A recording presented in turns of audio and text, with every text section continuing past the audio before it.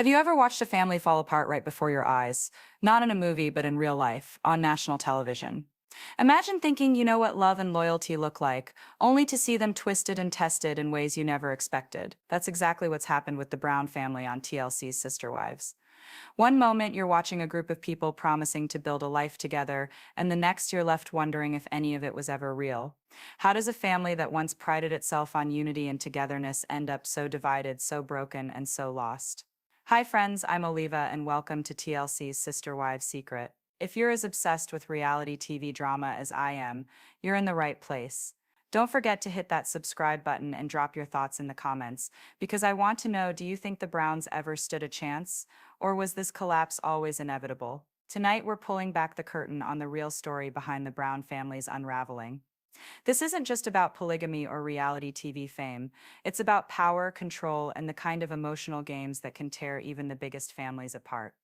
We're talking about Robin's quiet but powerful influence, Cody's desperate attempts to keep control, and the heartbreaking fallout for every single child and wife caught in the middle.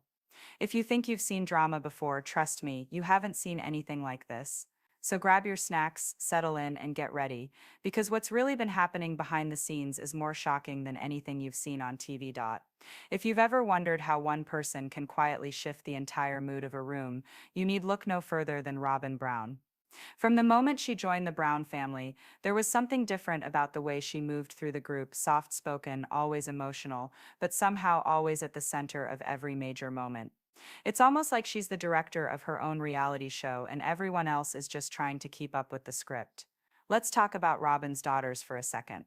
If you've watched even a handful of episodes, you've probably noticed how their reactions in emotional scenes sometimes feel a little too big, a little too rehearsed. Remember the Thanksgiving episode when Hunter came home from Air Force training? The way Robin's girls rushed to the door, practically tripping over each other to be the first to hug him, it was so over the top that even some of the other kids looked confused. It didn't feel like a natural family reunion, it felt like a performance. And it's not just that one moment. Over and over, when the cameras are rolling, Robin's kids seem to turn up the drama, especially in group settings. There's this pick-me energy, like they're competing for approval, not just from Cody, but from Robin herself. Now, I'm not saying kids can't be excited or emotional, but there's a difference between genuine feelings and what looks like coached behavior, and that's where things get really complicated. Because if you watch closely, Robin is almost always nearby, guiding the conversation, setting the emotional tone, and making sure her kids are front and center. In group interviews, she's the one who talks the most, often steering the discussion back to her own experiences or her vision of what the family should be. It's subtle, but it's powerful. She doesn't have to raise her voice, she just has to keep talking until everyone else falls silent. One of the most telling examples came during the adoption storyline. Robin and Cody were pushing hard for the kids to be excited about the legal adoption and name change. Aurora broke down in tears, while Brianna and Dayton looked almost frozen, unsure how to react. The expectation was clear. This was supposed to be a joyful, emotional milestone, and anything less than total enthusiasm was met with disappointment. But if you really watch those scenes, you can see the pressure on the kids' faces. It's like they know exactly what's expected of them, and they're afraid to let Robin down. And it's not just about the kids. Robin's influence stretches into every corner of the family. When big decisions come up, like moving to Flagstaff, she's always in the loop, always prepared, sometimes even before the other wives have heard the news. She has a way of presenting her ideas as if they're for the good of everyone, but somehow they always seem to benefit her and her children the most. The other wives have even commented on how Robin seems to get what she wants, whether it's more time with Cody or a bigger say in family matters. I have to be honest, watching this play out on screen is both fascinating and a little unsettling. There's a fine line between being a supportive mom and orchestrating every emotional beat for the cameras. It makes you wonder how much of what we're seeing is real, and how much is Robin's version of reality.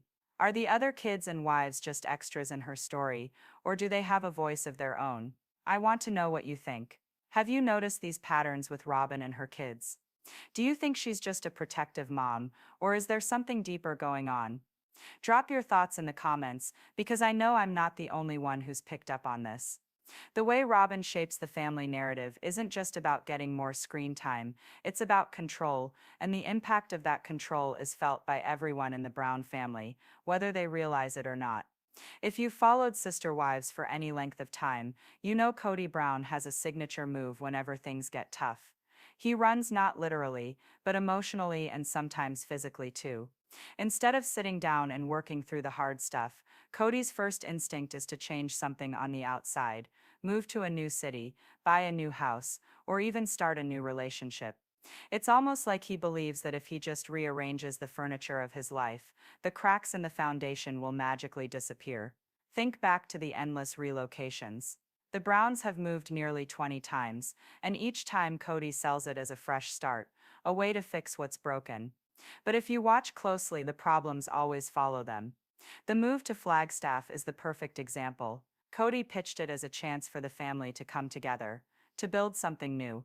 But what really happened? The wives were left confused and divided, the kids uprooted again, and the same old issues, jealousy, resentment, lack of communication, just got worse. It's like Cody is allergic to sitting with discomfort. Instead of facing the real issues, he distracts himself and everyone else with big dramatic changes. This pattern doesn't just affect the adults, it trickles down to the kids in ways that are honestly heartbreaking. Cody has always claimed to love all his children equally, but the show tells a different story. When Solomon was little, Cody was constantly by his side, holding him, playing with him, making sure everyone saw their bond. But as Solomon grew older and became more reserved, that attention faded. Suddenly it was Ariella who got all the praise and affection. Cody would gush about how hard it was to be away from her, calling her his sweetie, and saying she was better than any of his grandchildren. Meanwhile, Solomon, who once had his father's full attention, became almost invisible. You can see the impact of this favoritism in the kid's behavior. Solomon, once the center of Cody's world, now seems withdrawn, especially in group settings. At family events, he's often on the sidelines, barely interacting with his dad. The pandemic only made things worse, with Robin keeping her kids isolated and Solomon missing out on important family moments, like Logan's wedding. Ariella, on the other hand, is constantly in the spotlight, praised for being outgoing and expressive traits that Cody clearly values. It's not hard to imagine how confusing and painful this must be for the kids, watching their father's love and attention shift, depending on who fits his idea of the perfect child. And it's not just about who gets the most hugs or compliments. Cody's avoidance of real conflict means the older kids are often left to pick up the slack. Logan, the oldest, basically became a second parent, stepping in to provide the stability and support that Cody couldn't or wouldn't give. When Cody was left in charge of the kids for even a short time, chaos reigned, burned dinners, injuries, and total disorder. It was Logan who kept things running, sacrificing his own childhood to hold the family together. Cody's refusal to face problems head-on doesn't just hurt his relationships with his wives, it leaves his children feeling unstable, unseen, and sometimes completely abandoned. The constant moving, the shifting favorites, the lack of real accountability, it all adds up to a family that's always in motion but never really moving forward. And the saddest part is, the people who suffer most are the ones with the least power to change it. If you've ever wondered why the Brown kids seem so anxious, so desperate for approval, just look at the example their father sets. Cody's way of handling problems isn't just ineffective, it's damaging, and the scars are all over the family for anyone willing to see them. The move to Flagstaff wasn't just another chapter in the Brown family's long history of packing up and starting over. This time it felt different, more secretive, more rushed, and honestly, more about Robin than anyone else. If you watched those episodes, you could almost feel the tension through the screen. Cody made a big show of presenting the move as a family decision, complete with booklets and dramatic speeches. But the truth was, most of the family was blindsided. The original three wives, Mary, Janelle, and Christine, looked genuinely confused, and even a little betrayed as Cody laid out his grand plan. Meanwhile, Robin sat there calm and collected, as if she'd already read the script. And maybe she had. There's this moment that sticks with me. While the other wives are flipping through Cody's printed booklets, trying to make sense of what's happening, Robin opens hers without hesitation, like she already knows what's inside. It's a small detail, but it says so much. The show never hides the fact that Robin and Cody are often on the same page, sometimes to the exclusion of everyone else. And when you look at the timing, it's hard not to see Robin's fingerprints all over the move. Dayton, her son, was about to start college in Flagstaff, and suddenly the whole family had to uproot their lives to follow.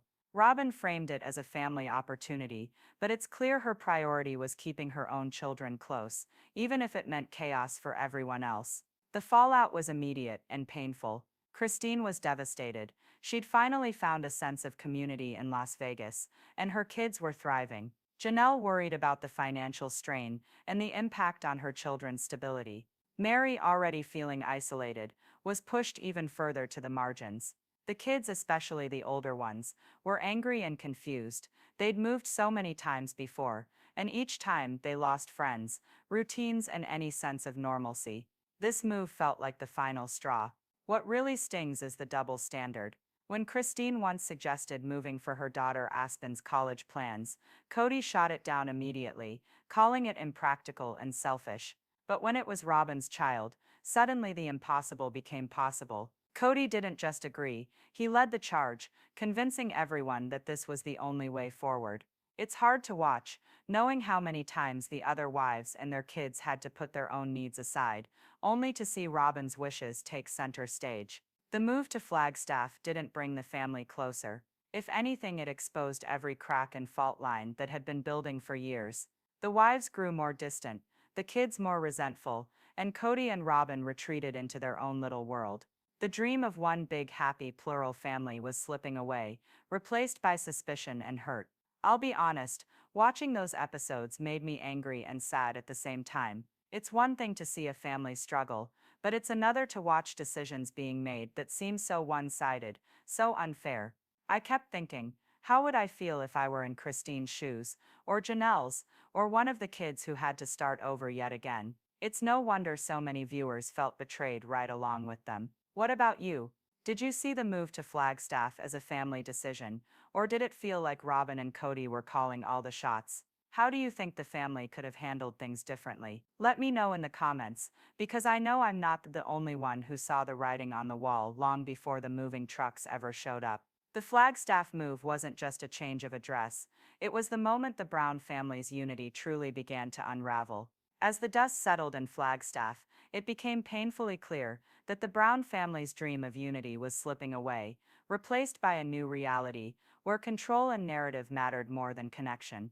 Robin and Cody, once just two voices in a crowded house, now seemed to be the only ones steering the story, both on camera and off. If you've watched the later seasons, you know exactly what I mean. Suddenly, every family meeting, every group interview, every emotional confession seemed to circle back to Robin's perspective, and Cody's justifications. Robin's claim that she was being gaslit by the other wives is one of the most striking examples of this shift. She sat in those interviews, tears in her eyes, insisting that she'd done everything she could to hold the family together, only to be misunderstood and mistreated. Cody would jump in, backing her up, painting a picture of Robin as the victim of jealousy and resentment. But if you look at the actual events, the story isn't so simple. Robin's choices, like insisting Cody spend more time at her house, or refusing to meet on neutral ground for holidays, created real distance. Her actions, whether intentional or not, made it harder for the other wives and their kids to feel included or valued. The exclusion of Savannah is a moment that still stings for so many fans. During the holidays, Cody managed to spend time with his brother-in-law, but didn't even reach out to his own daughter. No call, no gift, not even a text. And Robin, who always talks about family, didn't step in either. For Savannah and for viewers at home, it was a clear sign that the old rules of fairness and inclusion no longer applied. If you were in Robin's inner circle, you mattered. If not, you were left out in the cold.